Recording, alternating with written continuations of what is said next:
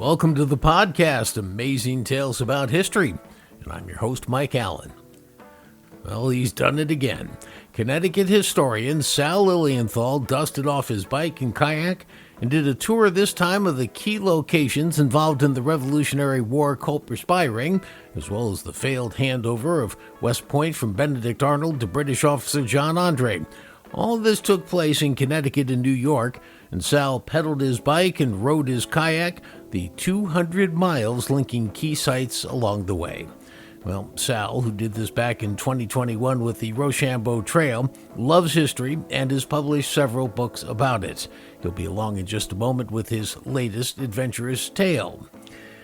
This week's trivia question: his craft took off in one spot and landed on the very same spot. So why was Charles Ritchell's achievement so notable? Well, stay tuned after the main program for the answer. Then you'll know what we're looking into next week.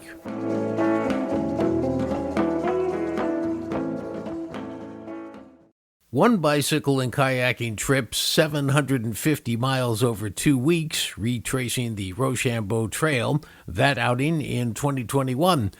And in August of 2025, a second trip, a bike and a kayak, this one about 200 miles and consuming 2 separate weekends in a 2-part outing.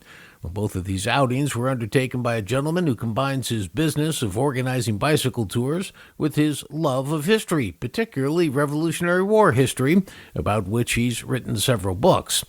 Well, Sal Lilienthal calls Kent, Connecticut his home base, and he was a guest back after completing his first outing with the Rochambeau Trail. That trail, of course, is the path that French General Rochambeau and his 5,000 soldiers marched from Rhode Island to Virginia, where he teamed up with George Washington and his patriot troops to defeat the British and effectively end the War for Independence in 1781.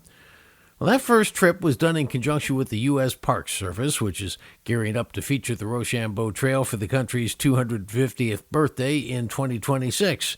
This second trip was simply Sal's desire to go to the locations where the spy rings operated and the treasonous activities of Benedict Arnold occurred when he passed several secret drawings about the operation of West Point to British officer John Andre for a tidy sum of money. Both were caught, and the fort's secrets never fell into British hands, but it was almost by luck that it didn't occur. Connecticut and New York both played outsized roles in the spy rings, and Sal tried to cover as much of the territory that the spies covered as well, all this to draw attention to that part of our history. Well, there were several attempts by George Washington to create spy rings to infiltrate the British operations in their New York City headquarters, but it was the final attempt, the Culper spy ring, that had the most success. Now, this 200-mile trip saw Sal start off in Lower Manhattan outside the Federal Building, and outside that building there's a statue of George Washington. He then rode his bike to the northern shores of Long Island, kayaked across Long Island Sound, landing in Brewster Caleb's Black Rock section of Bridgeport, rode to Tarrytown on his bike, kayaked up the river, and finally rode his bike again to West Point, where there's another famous statue of George Washington. It's an incredible story with Sal Lilienthal. Well, Sal, it is great to have you back on the program, and for those who maybe missed the last time you were here, you actually took your bicycle and your kayak and retraced the Rochambeau March Trail, which is 800 miles, which is just incredible how you did it. And now you're at it again, and you spent the better part of August of 2025 retracing steps involved with 3 different spying situations involving the Revolutionary War. We don't want to give away too much at this point, but when you think about it from a philosophical point of view, first of all, you're obviously focused on the Revolutionary War. George Washington trying to gather information on what the British were doing at their New York City headquarters and having no way to do it other than to set up spies.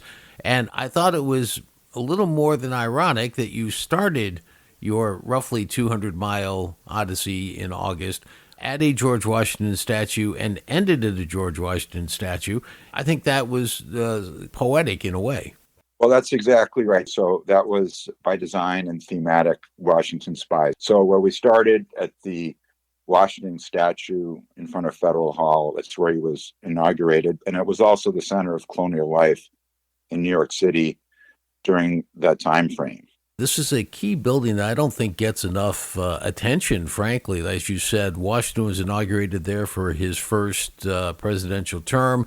Congress first met there as, post-revolutionary. This is where the Bill of Rights was approved, was in this federal building. So this is not an insignificant place to start. And if you go uptown in Manhattan, because this is very far south in Manhattan, if you go uptown in Manhattan, there's a plaque, and I forget exactly where it is. I think it's in the 50s, where they say Nathan Hale was hanged. And he was the first part of this sort of spy story. So let's start there. Tell us the story of Nathan Hale, Connecticut roots, and the New York end. The plaque is on 63rd Street, but the exact location where he was hanged, there's a couple different stories of where it might have been. But the story of Nathan Hale is an extremely interesting story. It's a Connecticut story.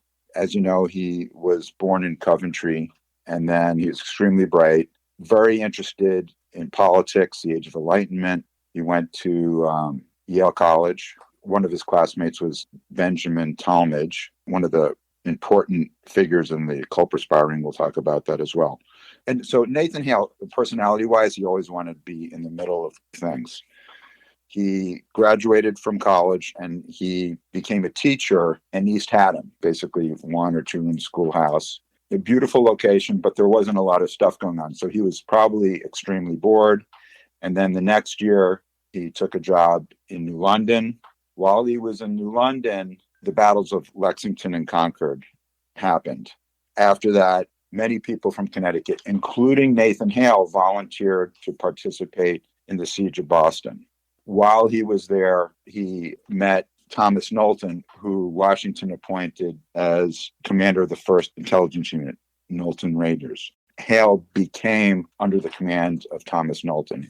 So they were looking for someone to find out about British military operations in New York City. And Nathan Hale volunteered to go undercover for the spy mission to gather information. He was unsuccessful and he was hanged as a result. The Patriots burned down New York. General Howe sort of blamed Hale for it, and then that was that. Now, there's a very interesting series of overlaps that you highlight in this bike kayak tour. As you said, Nathan Hale met Benjamin Talmage. When they were at Yale, this is when Talmage and Nathan Hale met. They had to buy books, even back then, for their college years. And there was a guy selling books in New Haven at that point in time named Benedict Arnold, who was another Connecticut guy, and he'll come into this later. I just wanted to point that out for now. I mean, it's just a series of overlaps that are amazing. Let's talk about the culprit spy ring. And a lot of people saw Turn, the series on TV. And Caleb Brewster became a little bit of a celebrity for his role in the culprit spy ring.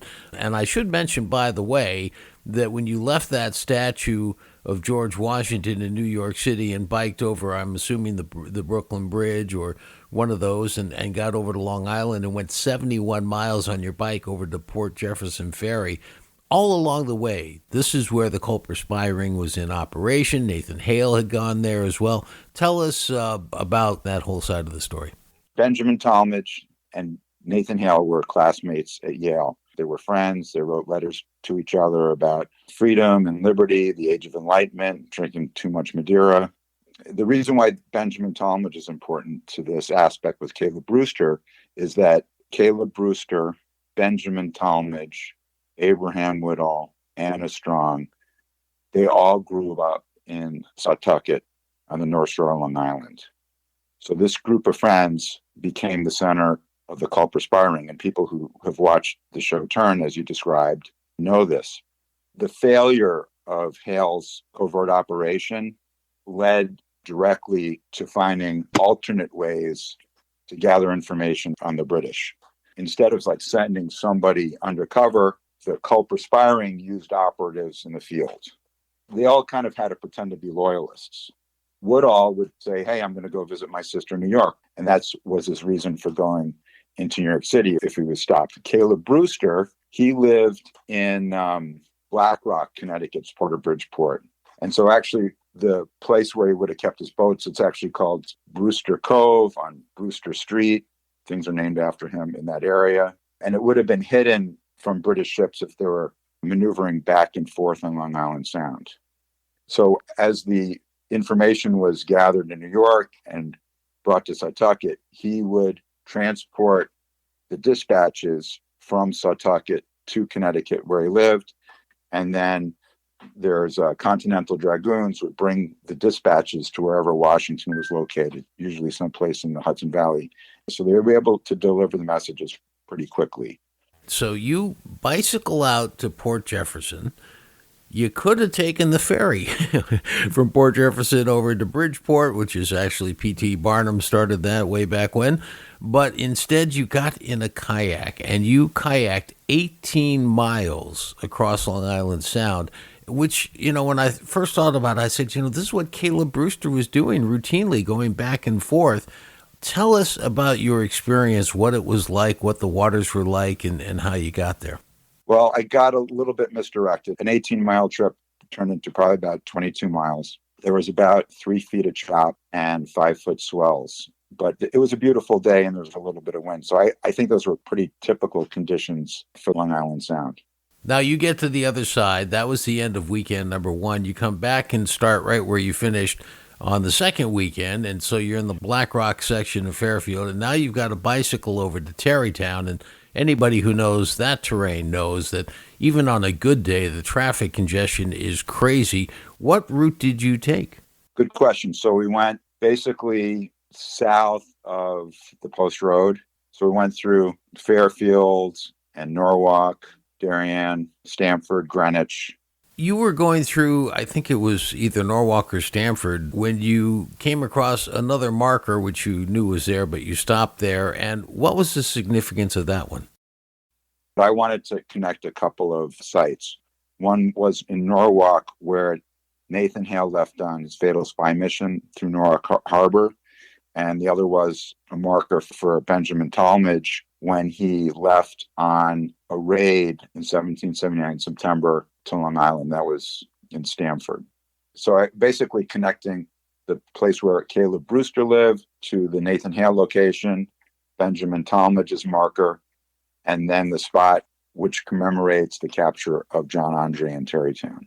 Benedict Arnold, who was, born in Norwich, as an adult, opened up his shop in New Haven, was doing operations out of New Haven and living there.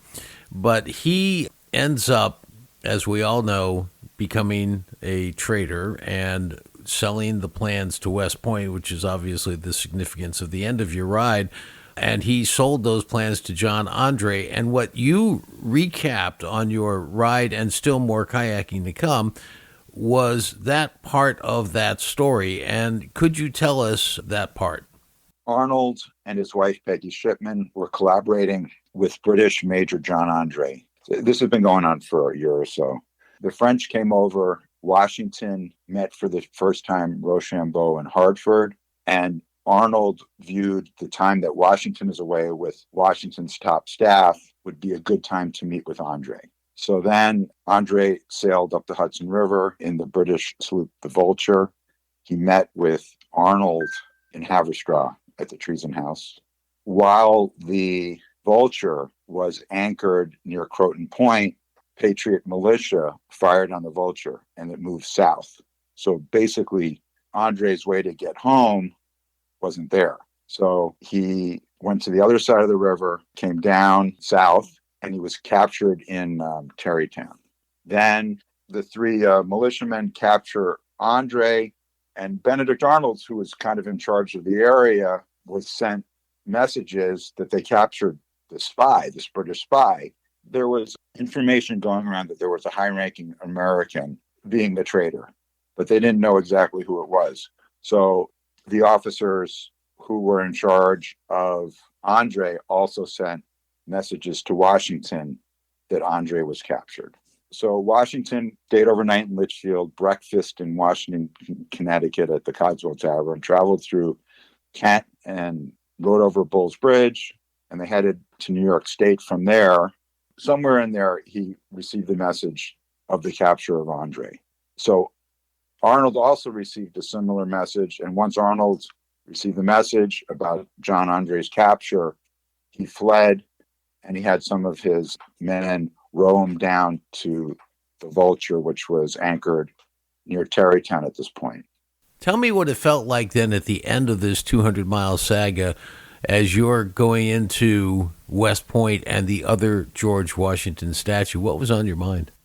I was just enjoying the moment. It was a beautiful day, but the security at West Point is a little bit increased from a couple of years ago.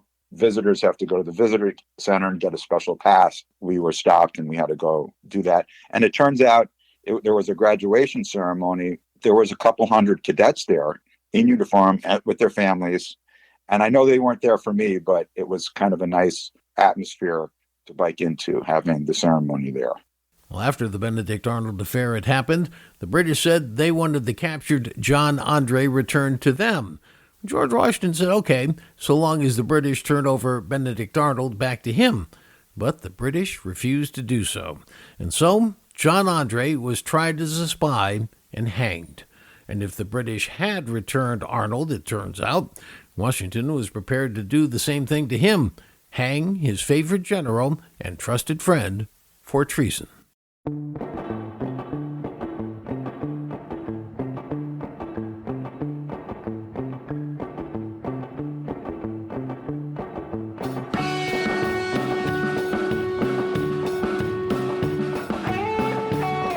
That wraps up this episode of Amazing Tales About History. If you go to my Facebook page, which is at Amazing Tales CT, you're going to find a map of Sal's bicycle kayak tour and all the spots he went to on this 2-weekend 200-mile adventure. I want to thank our guest for today's program, Sal Lilienthal, Revolutionary War historian from Kent, Connecticut, who also operates a bicycle touring company and in his spare time publishes books about the war. The answer to this week's trivia question: his craft took off in one spot and landed on the exact same spot. So why was Charles Ritchell's achievement so notable? The answer was it was the first time that a hot air balloon, up until then at the mercy of whatever direction the wind was blowing, could be maneuvered to return to its departure spot. And next week on Amazing Tales, the story behind this forgotten accomplishment from the 1870s at a ball field in central Connecticut. Amazing Tales About History is a production of True North Associates, LLC. This is Mike Allen. Be safe and stay healthy.